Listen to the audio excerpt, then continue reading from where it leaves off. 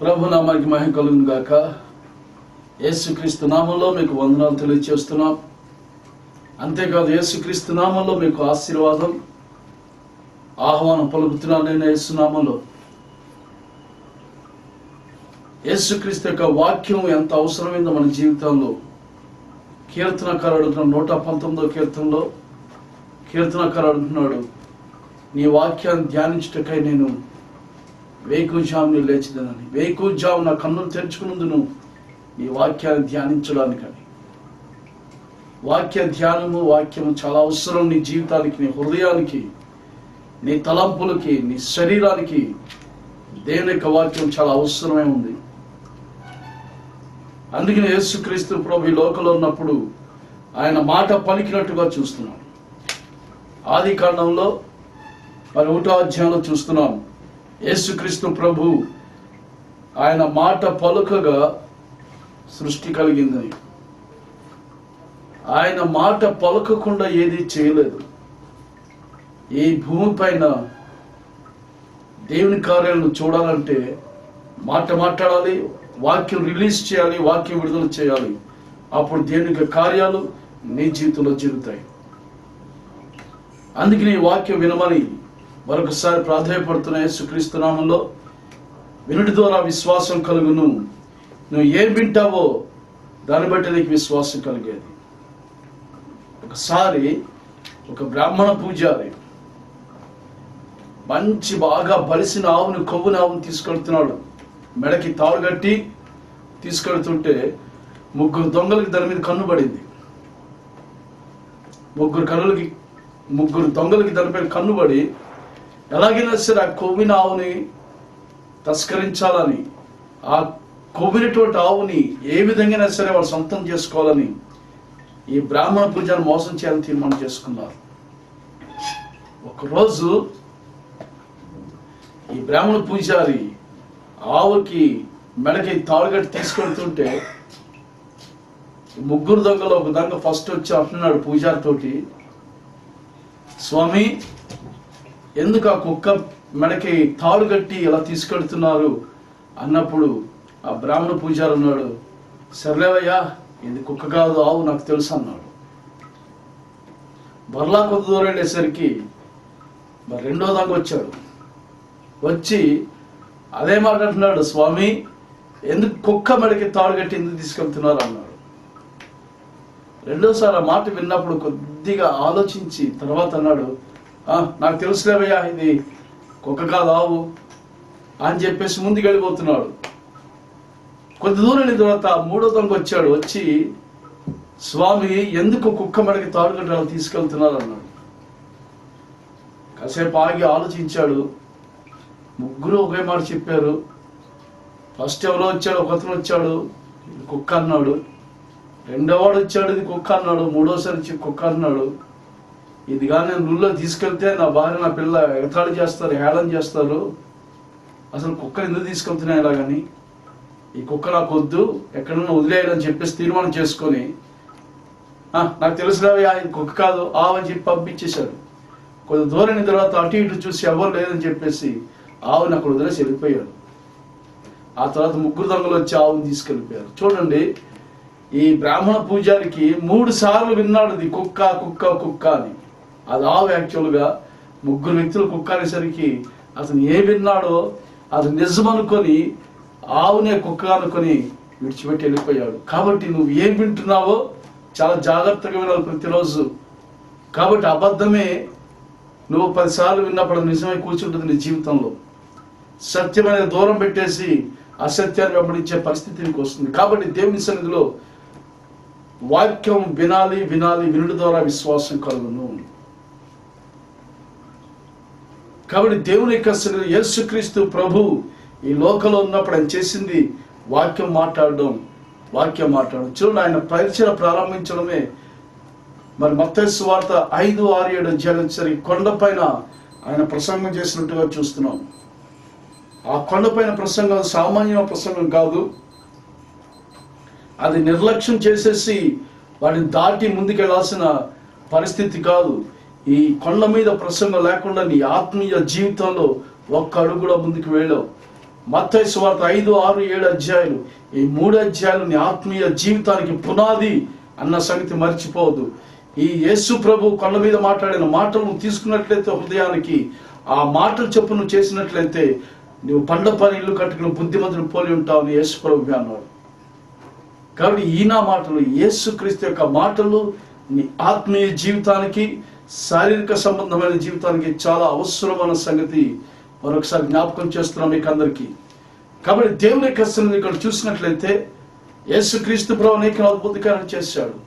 ఒక చోట ఒక ఇంట్లో యేసు ప్రభు వాక్యం ప్రకటిస్తున్నప్పుడు దేవుని యొక్క వాక్యంలో చూస్తున్న విషయాన్ని మనం మత్తయి సువార్త 9వ అధ్యాయంలో చూస్తున్నాం. మనం మత్తయి సువార్త 9వ అధ్యాయం దగ్గరికి వచ్చేసరికి యేసుక్రీస్తు ప్రభు ఒక ఇంట్లో ఉండి బోధిస్తున్నట్టుగా చూస్తున్నాం. మనం మత్తయి సువార్త 9వ అధ్యాయము ఒక ఇంట్లో ఉండి యేసు ప్రభు బోధిస్తున్నట్లుగా చూస్తున్నాం. మనం దేవుని యొక్క వాక్యం చూస్తున్నాము. 9వ అధ్యాయము మరి 1, 2 వచనం చదివినట్లయితే యేసుక్రీస్తు ప్రభు ఆయన స్వగ్రామంలో ఉండి ఒక ఇంట్లో ఉండి ప్రసంగం చేస్తున్నాడు, బోధిస్తున్నప్పుడు వేల మంది జనాలు చుట్టుముట్టేశారు యేసు ప్రభుని. ఆ ఇంట్లోనూ ఇంటి బయట కూడా చాలా మంది జనాలు ఉన్నారు. అయితే అదే సమయంలో అదే ఊరిలోనే అదే గ్రామంలోనే ఒక మూల పక్షవాయుతో బాధపడుతున్న ఒక వ్యక్తి ఆ మంచం పైన పడున్నాడు. అలాగా 4 వ్యక్తులు వచ్చారు అతని దగ్గరికి.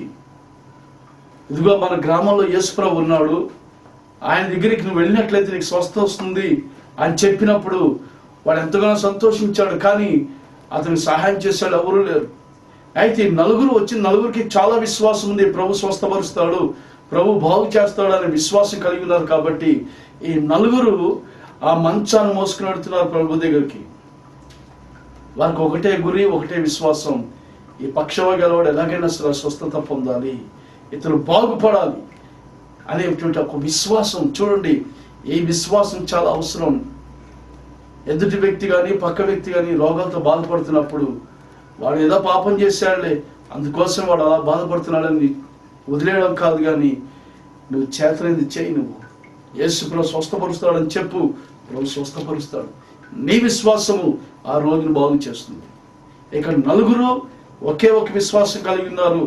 4 కలిసి 4 పక్కల 4 మూలల మంచం పట్టుకుని పైకి తిని భుజాల మీద మోసుకొడుతున్నారు. వాళ్ళు నిన్ను వాళ్ళే నీ పొరుగు వాళ్ళని ప్రేమించుము అనేటువంటి ఆజ్ఞలను పాటిస్తున్నారని అనిపిస్తోంది. చూడండి, వాళ్ళు మోసుకెడుతున్నారు మంచం పైన. 4కి ఒకే రకమైన విశ్వాసం. అదే నేటి కాలాల్లో అయితే 4కి 4 రకాల విశ్వాసం. ఒకడేమో స్వస్థత లేదంటాడు, ఇంకోడేమో స్వస్థతలు ఆగిపోయి అంటాడు, ఇంకోడేమో స్వస్థతలు దెయ్యం అంటాడు, ఇంకోడేమో దేవుని చిత్తం ఉంటేనే స్వస్థత లేకపోతే లేదని. 4కి 4 రకాల విశ్వాసాలు. అయితే ఈ 4 చూసినట్లయితే ఇక్కడ బైబిల్ గ్రంథంలో ఆ పక్షవాయు గలవాన్ని ఏక విశ్వాసం, ఒకే ఒక విశ్వాసం, ఒకే ఒక తాత్పర్యం. అదేంటంటే ఈ పక్షవాయు గలవానికి స్వస్థత కలగాలి, ఎలాగైనా సరే బాగుపడాలి, ఇతను యేసుక్రీస్తు ద్వారా ఇతనికి స్వస్థత వస్తుందని విశ్వాసం కలిగి ఉన్నారు. కాబట్టి ఈ 4 కలిసి మంచం పైన మోసుకెడుతున్నారు. ఈ వ్యక్తిని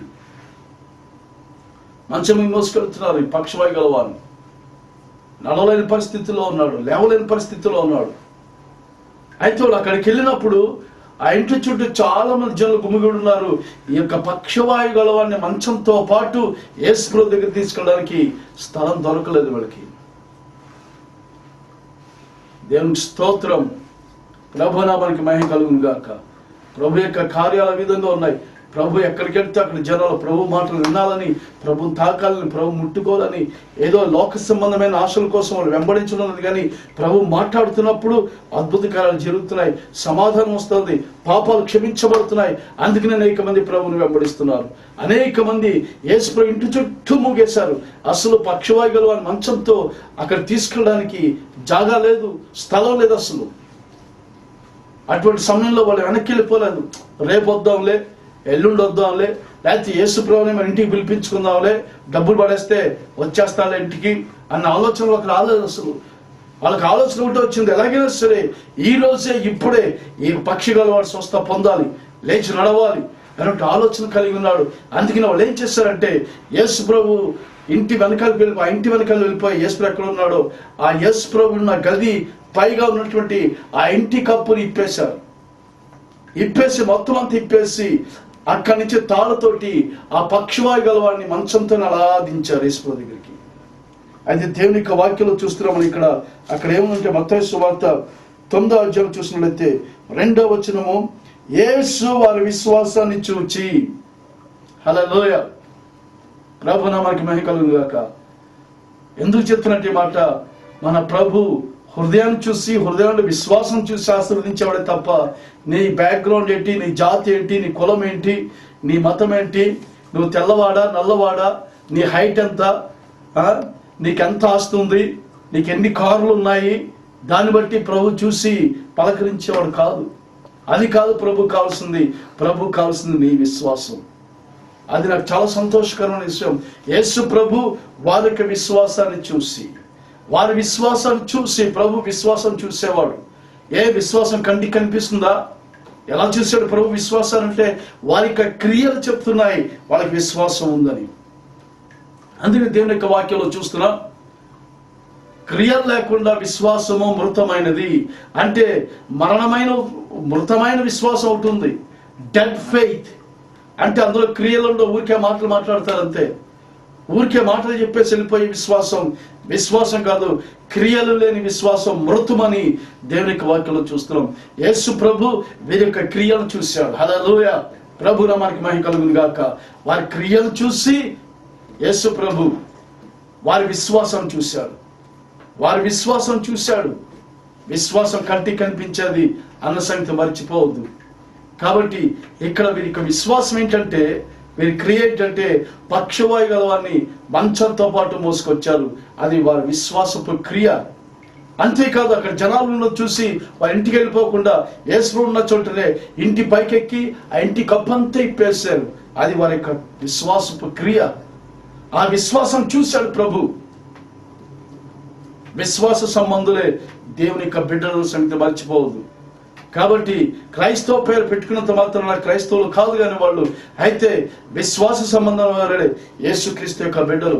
నేను బ్రాహ్మణ కుటుంబంలో పుట్టి జన్మించాను, అయితే నా విశ్వాసం ప్రభు చూశాడు. ఆ విశ్వాసం ద్వారా రక్షణ పొందాను.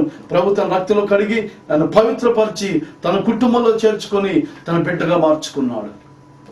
కారణం ఏంటంటే విశ్వసించాను నేను ఆ ప్రభు యొక్క రక్తాన్ని, ప్రభు యొక్క గాయాల్ని, ప్రభు యొక్క మరణాన్ని, పునరుత్థానాన్ని నేను విశ్వసించాను. కాబట్టే ప్రభు నా జీవితాన్ని మార్చాడు.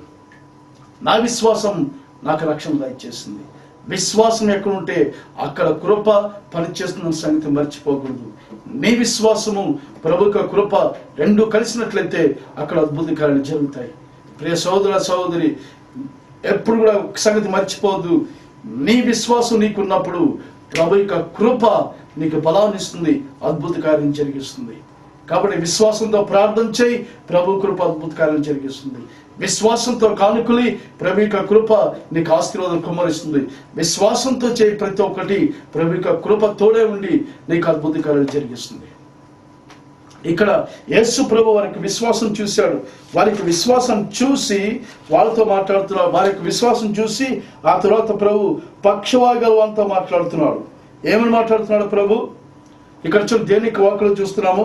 ప్రభు మాట్లాడుతున్నాడు, ఇదిగో నా కుమారుడా, ధైర్యం తెచ్చుకొనుము, నీ పాపాలు క్షమించబడి ఉన్నాయి. చాలా తమాషాగా ఉంది. ఇక్కడ చూడండి, వాళ్ళు వచ్చింది నలుగురు తీసుకొచ్చారు. ఎందుకు తీసుకొచ్చారు? నలుగురు స్వస్థత కోసం తీసుకొచ్చారు. అయితే ప్రభు ఏమన్నాడు? నా కుమారుడా, ధైర్యం తెచ్చుకును, నీ పాపాలు క్షమించబడి ఉన్నాయి. ఇదేంటి? స్వస్థతకి పాప క్షమానికి లింక్ ఏంటి? అసలు ఏమైనా అర్థం ఉందా? అసలు నలుగురు ఎందుకు తీసుకొచ్చారు? ఒకవేళ నలుగురికి కోపం వచ్చిందేమో. ఏంటి ప్రభు పాప క్షమాపణ? ఎవరు కాదు పాప క్షమాపణ?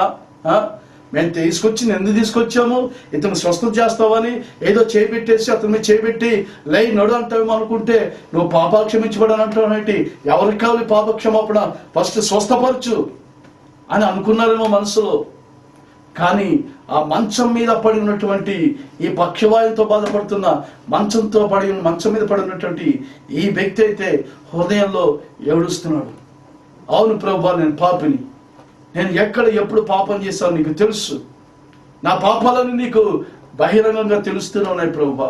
రహస్యంగా పాపం చేశాను, అయినప్పటికీ నీకు తెలుసు అది.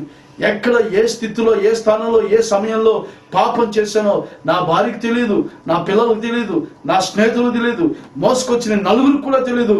కానీ నీకు తెలుసు ప్రభువా నేను ఎక్కడ పాపం చేశాను, ఏ స్థితిలోని పాపం చేశాను నీకు తెలుసు.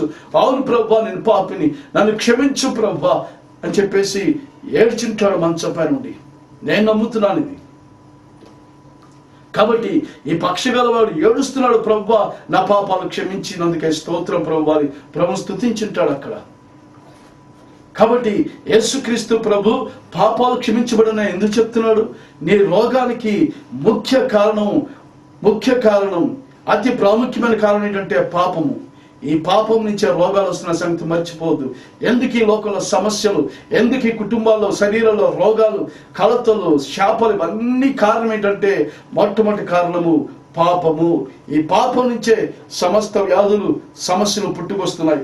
ఒక్కసారి పాప క్షమాపణ జరిగినప్పుడు నీకు రోగ నివారణ జరుగుతుంది, అద్భుతకాలు జరుగుతాయి, స్వస్థత జరిగి నెమ్మది కలుగుతుంది.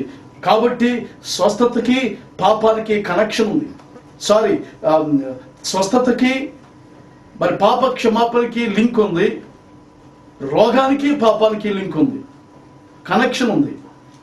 కాబట్టి పాపం ఉన్న చోట రోగం ఉంటుంది, పాప క్షమాపణ ఉన్న చోట స్వస్థత ఉంటుంది సంగతి మర్చిపోవద్దు. కాబట్టి ప్రభుకు తెలిసి ఇతనికి స్వస్థత ఎలా ఇవ్వాలో, ఈ రోగానికి మూల కారణాన్ని ప్రభు తీసేస్తున్నాడు, మూలాన్ని వేరు నరికేస్తున్నాడు ప్రభు, వేరు లేకుండా చేస్తున్నాడు ప్రభు. అసలు యాక్చువల్గా రోగానికి వేరేంటంటే పాపమే, దాన్నే దూరం చేస్తున్నాడు, సమూలంగా నాశనం చేస్తున్నాడు ప్రభు. నీ పాపాలు క్షమించబడి నేను చెప్పినప్పుడు ఈ నలుగురికి కోపం వచ్చి ఉండొచ్చు, కానీ ఈ పక్షవాయు గలవాడు మాత్రం ఏడుస్తూ ఉండవచ్చు. ఇదిగో అవును ప్రభువా నేను పాపిని ప్రభువా, ఇదిగో నేను ఎక్కడ పాపం చేస్తాను నీకు తెలుసని ఏడ్చి రొమ్ము కొట్టుకుని ఉంటాడు. ప్రభు నామానికి మహిమ కలుగును గాక. ఆ తరువాత ప్రభు మాట్లాడుతున్నాడు చూడండి. పాపాల క్షమను చెప్పిన తర్వాత ప్రభు అంటున్న 4వ వచనం ఏముందంటే, యేసు ప్రభు పాపాలు క్షమించబడినని చెప్పినప్పుడు వచ్చిన వాళ్ళ చుట్టుపక్కల ఉన్న వాళ్ళంతా కూడా సనుక్కుంటున్నారు, కొనుక్కుంటున్నారు. ఎవరైతే నువ్వు పాప క్షమాపణ ఇస్తున్నాడు? దేవదోషుని దశలో పాపాలు క్షమించే దేవుడు ఒక్కడే. అవును, పాపాలు క్షమించే అధికారం దేవునికి ఒక్కరికి ఉంది. అందుకనే యేసులో పాపాలు క్షమిస్తున్నాడు. ఆయన దేవుడు కాబట్టి పరిశుద్ధుడు. దేవుడు పరిశుద్ధుడు, పాపం లేనివాడే పాపాలు క్షమించగలడు అన్న సంగతి మర్చిపోవద్దు. ఈ లోకంలో ఆదాం దగ్గర నుంచి ఈ రోజు వరకు పుట్టిన ప్రతి ఒక్కడు, ఇక ముందు పుట్టబోయేవాడు కూడా యేసుక్రీస్తుని మినహాయించినట్లయితే అందరూ పాపులే.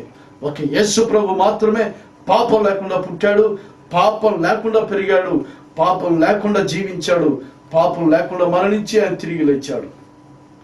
ఆయన పరిశుద్ధుడు, ఆయనకు ఒక్కరికి అధికారం ఉంది పాప క్షమాపణ. కాబట్టి యేసు ప్రభు అంటున్నాడు నీ పాపాలు క్షమించబడి అన్నప్పుడు చుట్టూ ఉన్న జనాలు కొంతమంది కోపాలు వచ్చింది, సణుక్కుంటున్నారు, గొనుక్కుంటున్నారు. అయితే పైకి మాత్రం చెప్పడం లేదు. యేసు ప్రభు వారి ఆలోచనలు తెలుసుకొని, వాళ్ళు ఏం ఆలోచిస్తున్నారో తెలుసుకొని, వాళ్ళ హృదయాంతరంగాల్లో ఎటువంటి తలంపులు వస్తున్నాయో ప్రభు తెలుసుకొని ప్రభు మాట్లాడుతున్నాడు ఒక మాట. ఎందుకు మీరు ఈ చెడ్డ ఆలోచనలు ఆలోచిస్తున్నారు? ఏది సులభం? నీ పాపాలు క్షమించబడిన చెప్పడం సులభమా, లేకపోతే నువ్వు పరిపెత్తుకు లేచి నడవడం సులభమా? రెండూ కష్టమే. నువ్వు పాపాలు క్షమించలేవు, అంతేకాకుండా నువ్వు లేచి నడవని పక్షవారితో నువ్వు చెప్పలేవు. రెండూ కష్టమే. అందుకని కష్టమైన రెండు యేసు శిలువ మీద తీసుకున్నాడు. ఆ పాపాన్ని క్షమించలేవు కాబట్టి యేసు పాపాన్ని తీసుకున్నాడు. నువ్వు ఎవరిని స్వస్థపరచలేవు కాబట్టి రోగాలను మీద మోసుకున్నాడు. ఇప్పుడు యేసుక్రీస్తు ద్వారా నీకు అతి సులభమైంది ఏంటంటే పాప క్షమాపణ, రెండోదిగా స్వస్థత. ఈ రెండు కూడా చేయగలం మనం యేసుక్రీస్తు నామములో. ఇక్కడ విశ్వాసం అవసరం. ఈ నలుగురు విశ్వాసం తీసుకొచ్చారు. యేసులో పాప క్షమాపణ చేశాడు. ఆ తర్వాత దేవుని యొక్క వాక్యంలో చూస్తున్నాం చూడండి. దేవుని యొక్క వాక్యంలో ఏముందంటే 6వ వచనంలో, మత్తయి సువార్త 9వ అధ్యాయం 6వ వచనంలో ప్రభు అంటున్నాడు నువ్వు లేచి నీ పరిపెత్తుకుని నడు అంటున్నాడు. నువ్వు లేచి నీ పరిపెత్తుకుని నడు. ప్రభు 3 మాటలు, నువ్వు లే, పరిపెత్తుకో, నడు. ఈ 3 మాటలు మాట్లాడినప్పుడు ఆ పక్షవాని గారి శరీరంలోకి యేసు ప్రభు మాట్లాడే మాటలు వెళ్ళాయి. మాట్లాడి ప్రతి మాట వెళ్ళి ప్రతి అవయవానికి జీవాన్నిచ్చి, శక్తినిచ్చి, బలాన్నిచ్చింది. వెంటనే లేచి నిలబడ్డాడు. ప్రభు నామానికి మహిమ కలుగును గాక. హల్లెలూయా. ఈ పక్షిగల లేచి నిలబడ్డాడు. ప్రభుకి అసాధ్యం అంటే ఏది లేదు. ఈరోజు నీకు ఎటువంటి వ్యాధి ఉన్నా ప్రభుని స్వస్థపరిచేవాడుగా ఉన్నాడు. అయితే ఆయన వాటి విశ్వాసం ఉంచి, ఆయన వాక్యం ఉంది విశ్వాసం ఉంచు. ఇక్కడ పక్షగలవాడితో ప్రభు మాట్లాడినప్పుడు ఆ 3 మాటలు తీసుకున్నాడు. లే అన్నాడు, లేచాడు. పరిపెత్తుకు అన్నాడు, పరిపెత్తుకున్నాడు. నడు అన్నాడు, నడుచుకుంటూ వెళ్ళిపోయాడు. చూడండి, యేసు ప్రభు దగ్గరికి వచ్చేటప్పుడు ఇతన్ని మంచం మోసింది. అయితే ప్రభు దగ్గర నుంచి ఇతను వెళ్ళేటప్పుడు మంచాన్ని ఇతను మోసుకుంటూ వెళ్ళాడు. అది తేడా. ప్రభు దగ్గరికి వచ్చినప్పుడు నీ జీవితం ఒకలా ఉంటుంది, ప్రభు దగ్గర నుంచి వెళ్ళిపోయేటప్పుడు ఇంకోలా ఉంటుంది నీ జీవితం. కాబట్టి ఇక్కడ ప్రభు దగ్గరికి వచ్చినటువంటి ఈ వ్యక్తి మంచం పైన వెళ్ళేటప్పుడు మంచాన్ని మోసుకుంటూ ప్రభువును స్తుతించుకుంటూ ఇంటికి వెళ్ళిపోయాడు.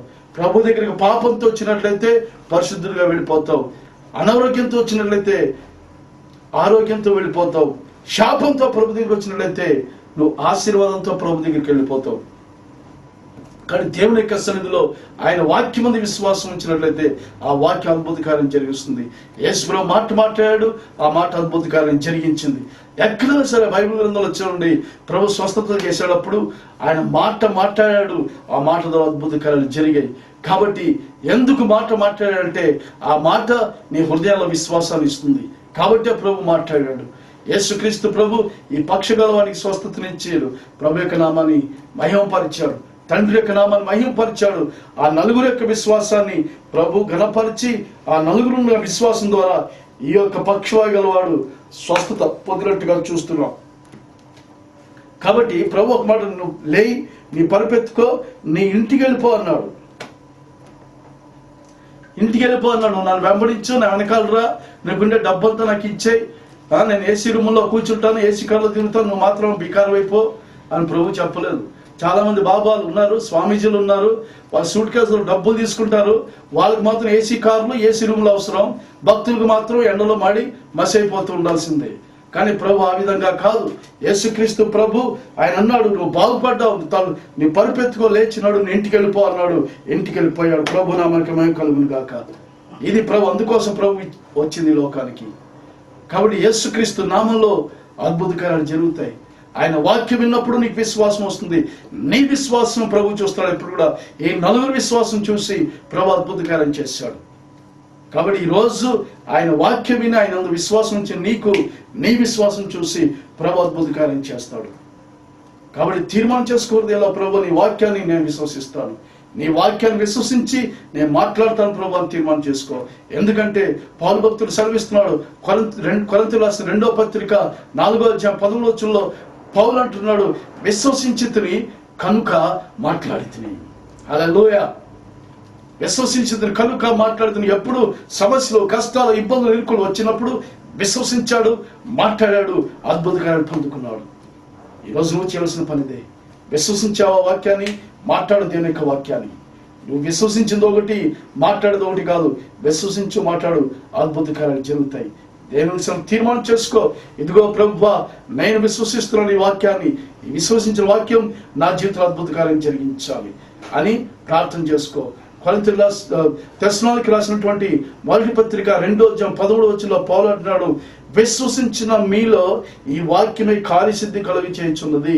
నేను విశ్వసించినప్పుడు ఆ వాక్యము నీలో కార్యసిద్ధి కలుగ చేస్తున్నది. The word of God works effectively when you believe it. నువ్వు నమ్మినప్పుడు దేవుని యొక్క వాక్యం నీలో అద్భుతంగా పనిచేస్తుంది, అద్భుత కార్యం జరిగిస్తుంది. వాక్యాన్ని విస్మరించు. దయచేసి ఆ వాక్యం తీసుకో, వాక్యాన్ని నెమరువై, వాక్యాన్ని ధ్యానించు, వాక్యాన్ని మాట్లాడు, అద్భుత కార్యాలు పొందుకో. ప్రార్థన చేసుకుందాం. పరిశుద్ధుల పరమ తండ్రి, మీకే స్తోత్రాలు. వాక్యం వింటున్న బిడ్డల్ని ఆశీర్వదించండి, దీవించండి. వాక్యం ద్వారా అద్భుత కార్యాలు జరిగించండి. వాక్యం పట్ల ప్రేమ కలిగి మా తండ్రి, వాక్యం పట్ల విశ్వాసం కలిగి నీ వాక్యాన్ని మాట్లాడి ముందుకెళ్ళే కృపను దయచేయండి. అభిషేకించండి, స్వస్థపరచండి. నీకు వాక్యం ద్వారా యేసుక్రీస్తు నామములో స్వస్థత కలుగునుగాక మా తండ్రి. మీ నామమును మహింపరుస్తూ ఘనపరుస్తూ యేసుక్రీస్తు నామములో ప్రార్థిస్తున్నాం మా తండ్రి. Amen, amen. ప్రభువు ఆశీర్వదించి దీవించును గాక. ఆమెన్.